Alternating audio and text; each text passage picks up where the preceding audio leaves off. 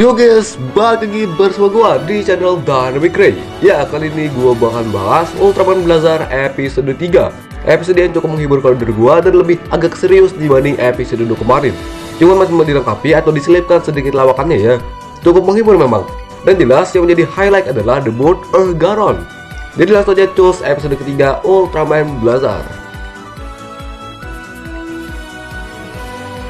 Karena main highlightnya adalah tentang Ergaron, jelas di awal scene juga menampilkan Ergaron. Ya, kayak menjelaskan sistematis dari Ergaron inilah ya. Bernama lengkap Type 23 Special Tactical Armored Kaiju Ergaron. Tinggi 50 meter dan berat 25.000 ton. Senjata utama atau jurus ultinya ada pada bagian mulutnya yang disebut Fire, yang juga pastinya ditembakkan dari mulut Ergaron itu sendiri. Pada bagian tangan ada meriam otomatis yaitu Ergun yang berisi amunisi peledak 105 mm. Dan di bagian ekor ada VLS style yang dapat menembakkan semua rudal dari ekornya Ergaron. Dan terdapat 5 sel atau 5 slot di bagian ekor Ergaron untuk menembakkan atau mengeluarkan rudal-rudal tadi.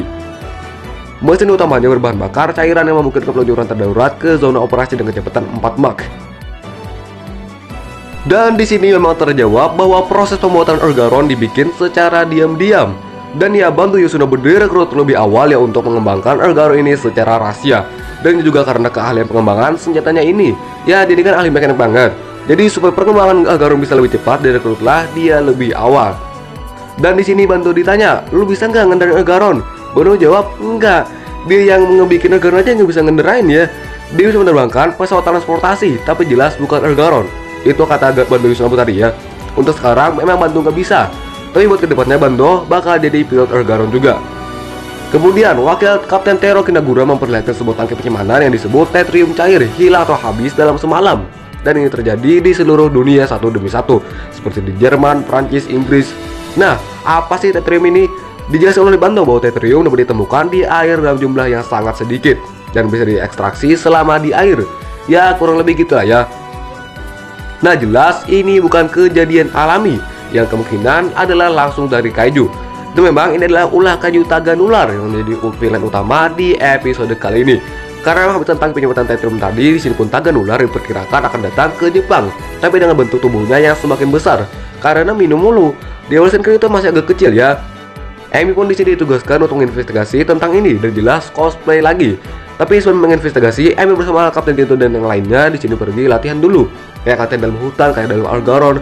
Buku manualnya tebel banget weh. Kaos B Indo, B Inggris, B Arab aja digabung masih gak setara. Ini sampai disuruh buka halaman 1000 ini gitu ya. Gak main emang.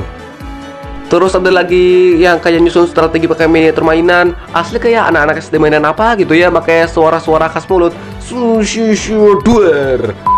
Nah, setelah pelatihan dan lain-lain tadi, Gento pun di sini mau pulang dulu lah ya dan buka locker. Ya, biasanya kalau orang udah beres kerja pasti buka locker gitu ya. Nah, di dalam sana ada ditampilkan foto anak dan istri Gento yang ternyata debut pertama mereka modal foto doang. Yang bikin fans greget dari Gento yang gak ada megang fotonya, cuma diliatin aja ya. Yang dipegang Blazar Stone malah. Tapi ada poin menarik dari sini, dimana di sini ditampilkan sebuah scene flashback, dimana Gento masih berada di GGF dan tengah menyelamatkan orang-orang. Nah, di saat ingin ngecek yang lain, siapa tahu ada yang tersisa, di hadapan Gento ada sebuah lubang cahaya yang muncul.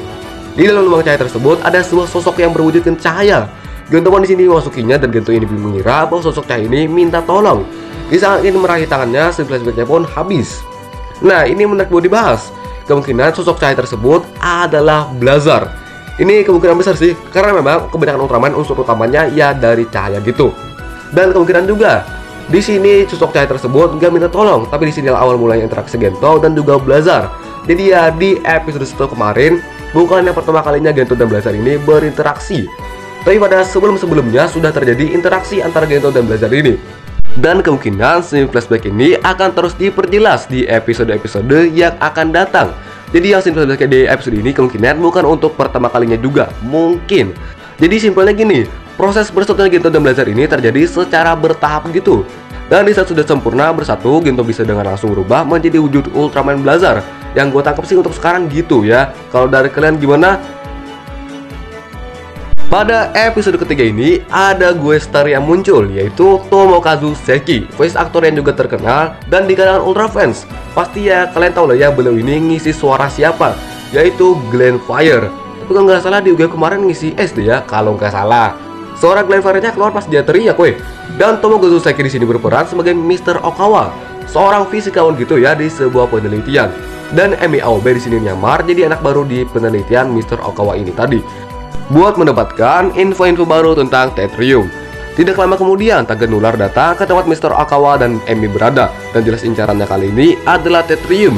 Karena hal ini, Skat memutuskan untuk mengirim Urgaron. Nama Tagen Nular juga di sini didapatkan atau diberi oleh Bapak Komandan, yaitu Retsu Haruno. Yang memang di sini beliau nggak muncul dan GGF pun di sini nggak ditugaskan. Dikarenakan memang katanya mereka tengah sibuk mengurus dampak dari Bazanga dan Gedos kemarin, dan gak sempat ngurusin masalah barusan. Jadi wajar lah ya nggak ada GGF di episode kali ini. Dan di sini ternyata namanya juga Taganular, bukan Tanah Gula seperti yang gue bilang sebelumnya ya. Yang ofisialnya ternyata adalah Taganular. Sorry, lalat. Di sini pun Urgaron diluncurkan dengan dipiloti oleh Andri dan juga Kapten Gento.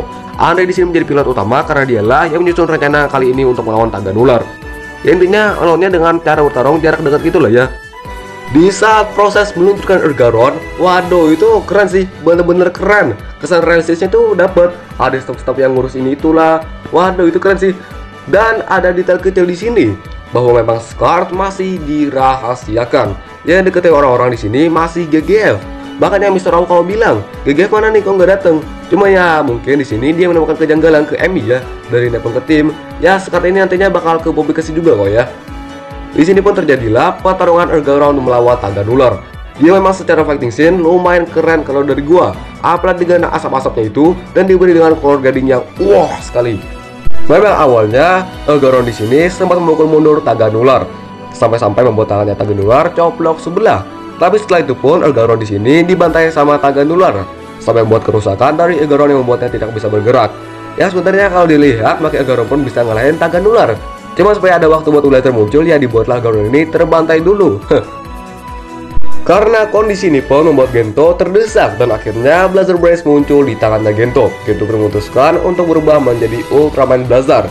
Di sini nggak ada pose-pose yang kocak gimana lagi. Di sini ya udah paham ya si Gentonya sama sistematis Blazer Brace. Jadi ya langsung gaskan bisa berubah. Dan ya pastinya bisa terjadilah pertarungan Blazer dengan Taganular. Awal muncul jujur keren banget ya, kayak di trailer sebelumnya lah. Intinya color grading the best way. Awal muncul sih keren, cuman pas Blazer mau nyentuh Taganular yang nyerap Tetrium, si Blazernya kepanasan. Karena pas Taganular nyerap Tetrium, suhu tubuh dia memanas sampai 10.000 derajat. Dipegang pakai tangan kosong. Waduh, suara geraknya Blazer pas kepanasan rada kocak gimana gitu ya. Dan di sini terjadi lagi, Blazer ngeraung di hadapan musuhnya supaya ya buat memprovokasi lawannya ini. Cuman ya Taganularnya di sini bodoh amat. Pertarungan Blazer melawan Taganular menurut gua dikemas dengan baik.